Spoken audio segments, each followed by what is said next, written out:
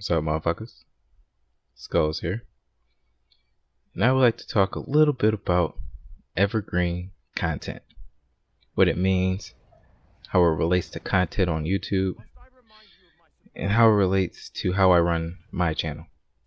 If you're a YouTuber, blogger, or something like that, this video is something you would want to listen to. So, what is evergreen content?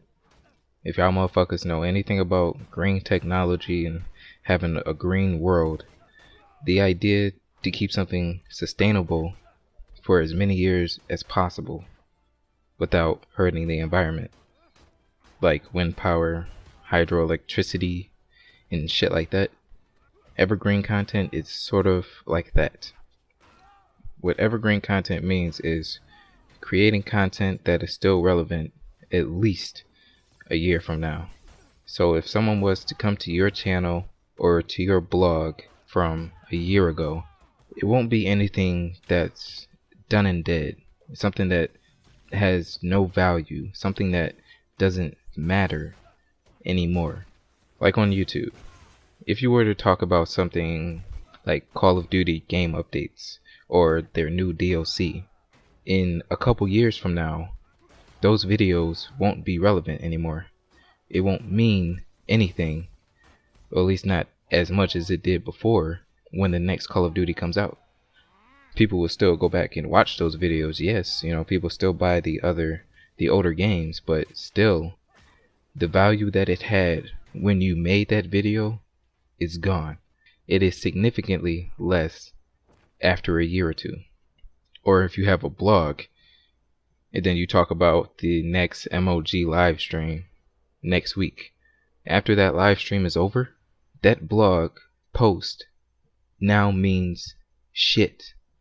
It has no value, and it is not evergreen content because it has a limit. Because after a certain point, it doesn't mean anything today. After a couple of days after the live stream, no one would care. It's now irrelevant. Now, I'm not saying don't do these type of videos.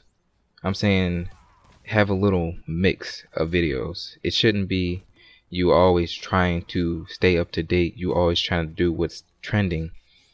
Have a mix of something that no matter when someone watches it, it'll still make sense. It'll still have meaning to it. It'll still have value. Because if you're doing nothing but talk about what's happening now, what's trending and shit, your old videos and your old blog posts are now just that. Old. So if you go back to any of my videos on YouTube, they're more or less still relevant in some ways. And they will stay that way for years to come. Yeah, there are some that won't really make any sense after 3 or 4 years or however long, but not all of them are dated. But most of them are what I like to call evergreen content. And that's my advice to y'all motherfuckers, especially to any YouTubers. Those storytime videos are some sort of evergreen content. Those personal experiences of anything really can be evergreen content. You can argue that some trolling videos are evergreen content because no matter what the year is, the shit will still be funny. Maybe some type of glitch in the game won't really matter, but any funny joke or whatever's happening with the people won't ever get old. You can also argue that the Call of Duty tips and tricks and gun reviews can be evergreen content to an extent. It's not truly evergreen content, but it'll still be more or less relevant. It'll still have value to it after a year or two because people will still buy those older games and they might need help with something. They might need some of your tips, but it doesn't have the same value as it did when you first made it.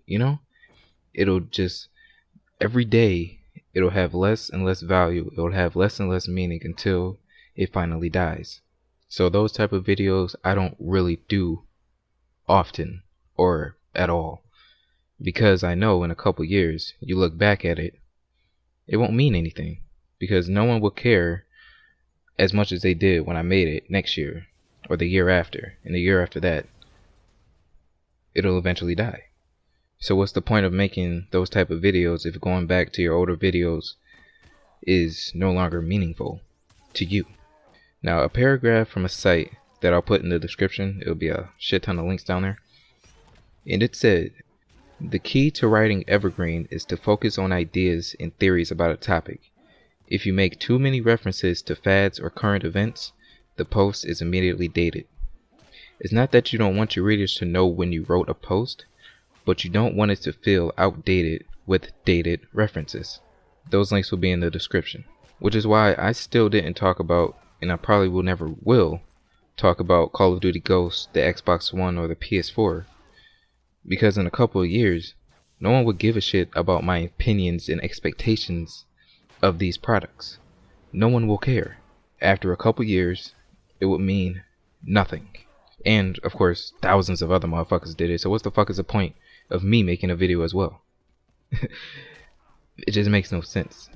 Now, maybe when I get COD Ghost, maybe when I get Xbox One in my hand, maybe I'll talk about it.